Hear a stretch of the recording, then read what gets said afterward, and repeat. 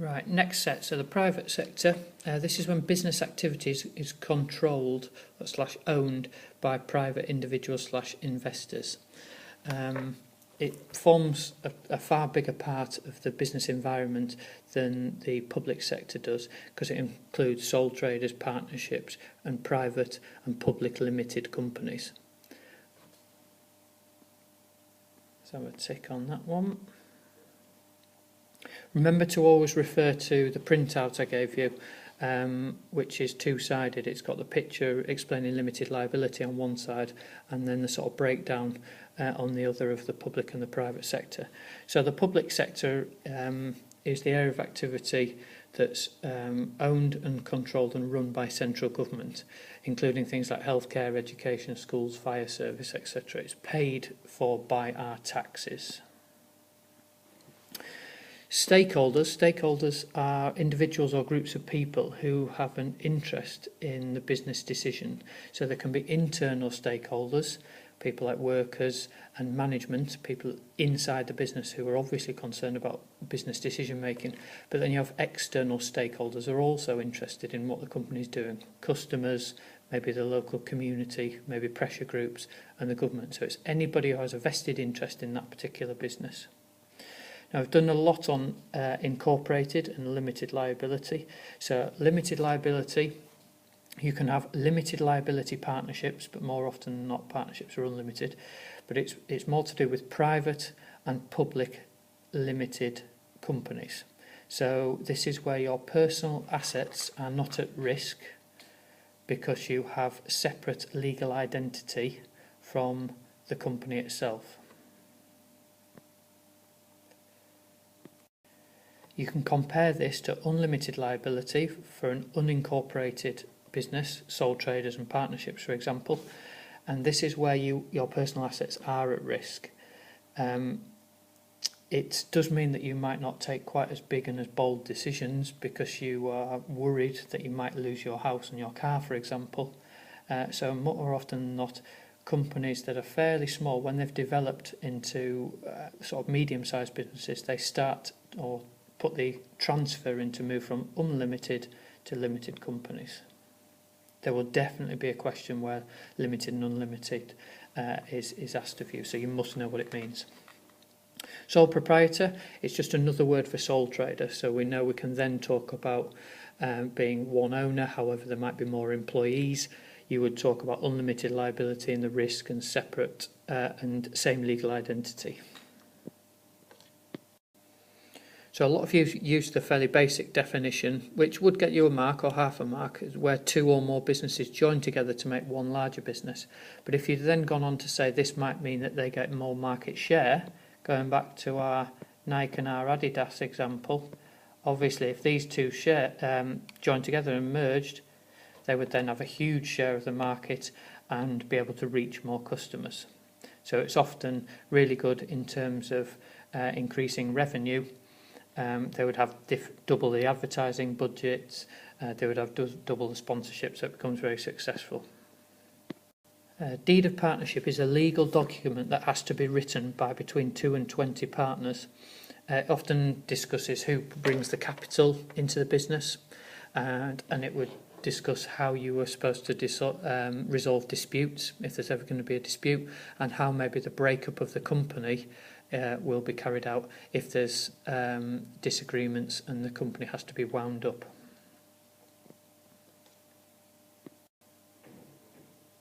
So horizontal integration is the merger or takeover of another business involved in the same sector of industry.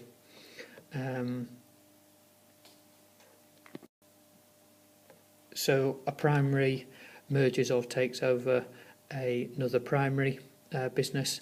This again gives them greater market share and control over the market. It can be secondary and secondary, it can be tertiary and tertiary as well. Right, I know on the test I put vertical backwards integration twice, so I'll talk about vertical backwards and vertical forwards. So vertical backwards integration is when, for example, a secondary sector business, a manufacturer, buys a primary sector business, and this is really positive for the secondary sector business because they then control the supply of raw materials. So if they're a furniture manufacturer, they would buy a logging company, and then they control the quality of the timber that's coming into the factory, so they know they're going to have really, really good products. So the official definition for this would be the process of spreading risk, and risk is the important word there. It spreads risk because it reduces the dependence on one particular product or service. So you can diversify within the secondary sector or the primary sector. So a t-shirt manufacturer might start manufacturing perfume, and that means that if one particular market starts to struggle, they've got the other one to rely on.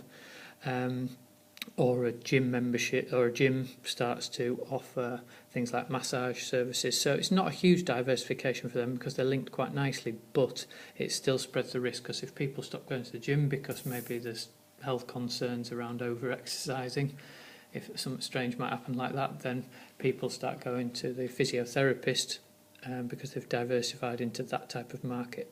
So it spreads risk because you're doing more things. Unilever are a great company for this. They have so many products in so many different areas, ranging from deodorants to disinfectants, and it just means that they're in a very strong position. So diversification ticked off.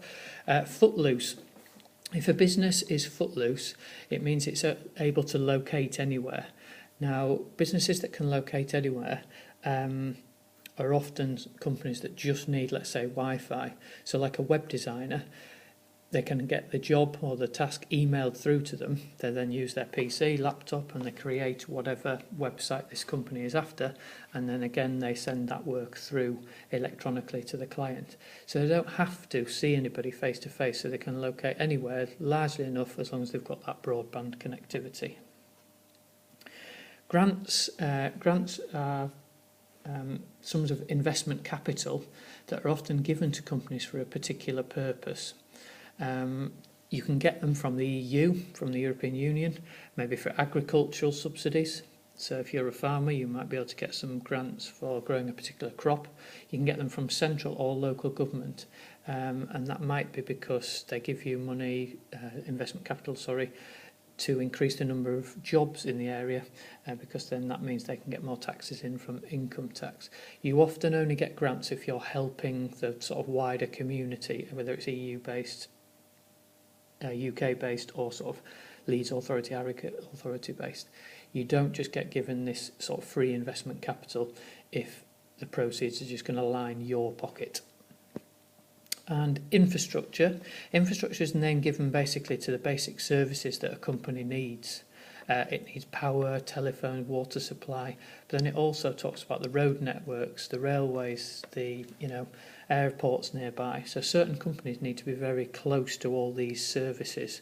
For example, Amazon would need to be next to the A1, M1, because a lot of deliveries are taken via lorries and trucks. So there's no point in them locating in the Highlands, because every delivery would cost them a huge amount in petrol. Right, if you've listened to all that and you understand all that, that's great. That means you've got 25 key terms that you have